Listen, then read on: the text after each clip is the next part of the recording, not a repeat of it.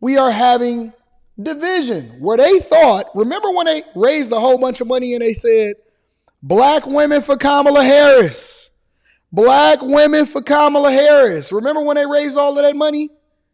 We did $100 million in less than 2 days. And I've never seen black women more divided than I have right now. I've never seen black women more divided than I have right now. They are eating their own, and I am loving it. I'm loving it. I found myself in uncharted waters, in uncharted territory. You're not going to believe this. You're not going to believe this. I started supporting modern women. I started supporting modern women. Anton, what are you doing? You be holding these women accountable for breaking up their households. You hold women accountable for being single baby mamas and then trying to get a man to be a step crash dummy. Anton, what are you doing? Women are not taking responsibility for what they're doing in their own homes. I know.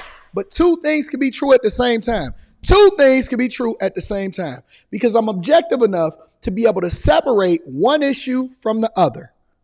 Because there's some women for the streets and some women that's not for the streets. There's some women that's wives and women that just so happen to be single baby mamas. It's some women that's on the pole and the women that's working the streets, and they are having a discussion amongst each other because the sister code is broken. I never thought in a million years the thing that Kevin Samuels couldn't do, that Kamala Harris would come in and sow dissension amongst sisters. I ain't even get on the black man yet.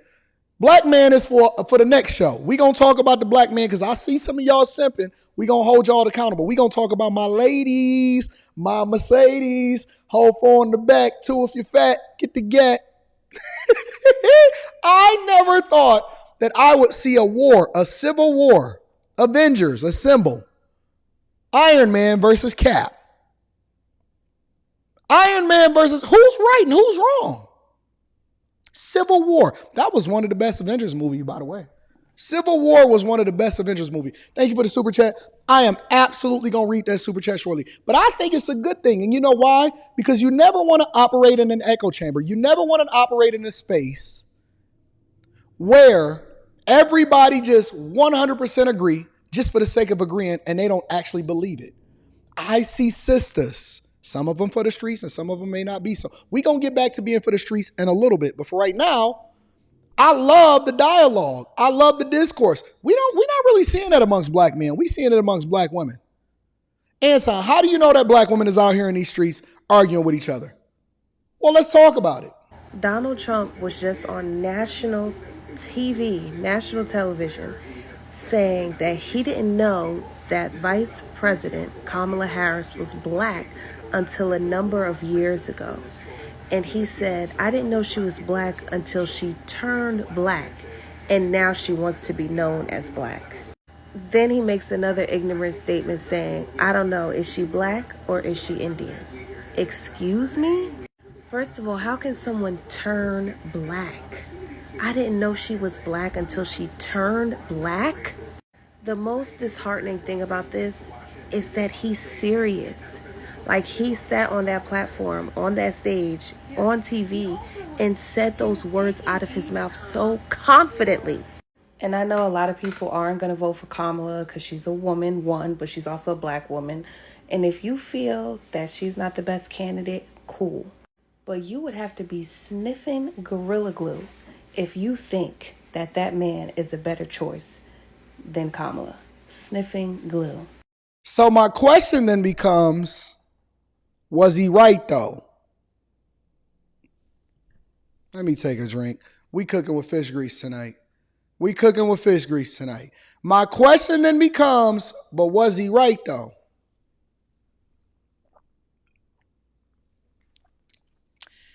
At what point did Kamala Harris, at any point, somebody send me the clip, where she says, I identify, quote unquote, as black. What I seen and what Umar Johnson brought to the front of the congregation the other week, he said, listen, she said that she ain't doing nothing for you specifically. We gonna do it for the entire group, and then you got to get yours. You got to get yours. Was he right, though? He said, I didn't even know that she identified as black. Trump said that. I said that. You said that. At what point did she ever identify as a part of y'all? I thought that y'all didn't even rock with people that didn't identify as y'all. I thought that y'all said that those type of people was tethers. Y'all was name calling. All of a sudden, do you have any grave upon? All of a sudden, she now somehow, some way became black. Where they do that at, though? Where they do that at? She has multiple times? Send it to me. Because I've never seen it. I've gone through countless Kamala videos with a fine-tooth comb. And all I seen in that video that y'all sent me to that I used just a second ago was comments, and it's all in the description of this video. I always give credit to the content creators. Is comments in there saying, but he was right, though. Here's my question. What percentage of your blood do you have to have as a black American born on American soil in order to be justified as black? Now, that's a deep one. You know that why that's such a difficult question? Because even within the black community and the people that is advocating for reparations and you only black and we don't necessarily rock with people that is of the same color of us, but they immigrants and they came and they immigrated into this country and you wasn't born in here and you can't trace your ancestry black to the Mayflower and all of this other BS in order to survive, in order to divide us, to try to make it seem like we can really control how it was that we came here and how it was that we was born and what color we was born, instead of focusing on the policies, right? Because we want to just go down to the distraction. I want to talk about why black women are arguing with each other. Why sorority sisters are arguing with each other. Instead of us having real conversations about policies and how you can be affected in your communities and what these people are actually going to do for you and how they're going to benefit you, black people don't have a standard as to how it is that they identify as what. Even the 10% rule was based off of something that somebody gave to you. The very idea that they can call you a colored, a black, is a social construct that didn't have your mind dividing yourself against people. They don't even like each other. Colorism is a real thing. Colorism is still a real thing inside of the black community. And the white girls want to be black girls. But I see a lot of sisters. A lot of sisters got a different perspective. You don't believe me? Take a look. So let me get this right. So prior to Kamala, announcing her running, y'all were talking about how black people get unfair treatment when it comes to the justice system, how we get locked up and we get these lengthy sentences for no reason. Y'all were talking about prison reform and police reform and all of these different things because of the fact that we have unfair treatment when it comes to the law and the justice system. And they lock us up for no reason, or they try to keep us behind bars, or they, pad cases so that these people can be convicted of higher crimes or whatever the case is. But now all of a sudden that she's running, now those people deserve it. Now it's if she locked your daddy up, he probably deserved it. If she locked your uncle up, it's probably because he deserved it. How did y'all switch so fast? How do y'all switch so fast? It's like they literally are telling you what to think. They're telling you how to feel. You're not thinking for yourself at all. You're not standing on nothing that you felt or said prior to. You just going with whatever flow, whatever direction they point you in, you're going with that.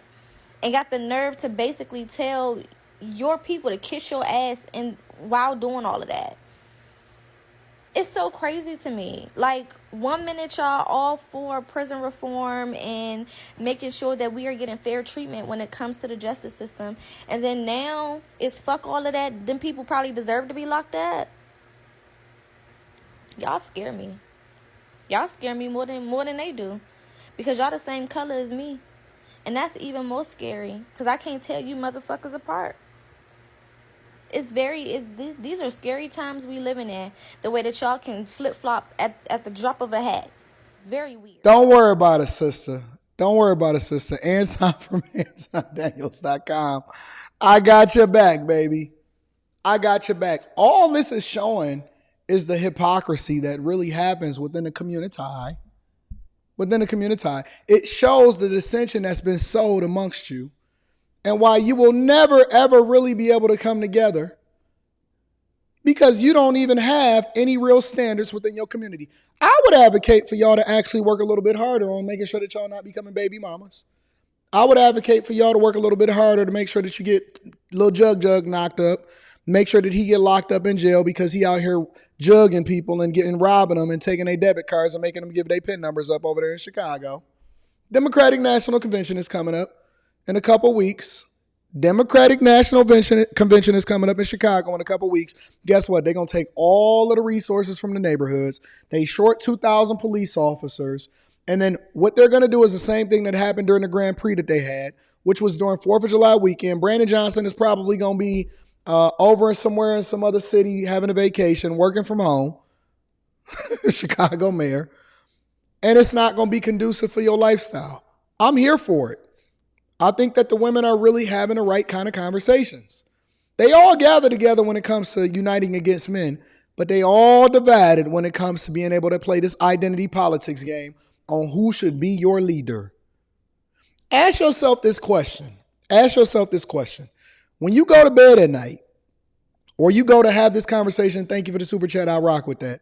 Or you go to have this conversation with your friends and your family, and you start trembling and you start to get a little bit nervous because you know that they're going to ask you that question that is absolutely going to blow up Thanksgiving dinner. That question that absolutely is going to mess up the holiday. And that question is, hey, is Kamala invited to the cookout? I know I'm not invited to the cookouts. I don't want to eat your hog mog anyway. I don't want to eat your diabetes in a cup anyway. I don't want to drink your Kool-Aid with all of that sugar in it anyway. I'm not interested in eating your trash food. I don't want to sit here and listen to y'all tell all of y'all stupid stories about how you was the man, homie. I don't want to hear about how cool you was in high school. Don't nobody believe you. You need more people. I'm not interested in listening to you talk about your glory days and how it was that you and how you met mama. Nobody want to care about what you talking about. I don't want to come to the barbecue. The barbecue ain't even good no more. Y'all don't even know how to make potato salad right anyway. Your greens is from the can. And you ain't got no turkey. You ain't got no meat in that. Y'all don't even eat meat no more. How you going to go to a barbecue with no meat? We not even American no more. You know what I'm saying? So you ain't got to invite me to the barbecue because I'm going to have the uncomfortable conversation anyway. But the reality is this. Women are divided because they know that they've trained each other to be on code. And the reality is that they know that it's sowing dissension amongst each other because that spirit within them is telling them, nah, listen, not this time. Not this time, sister.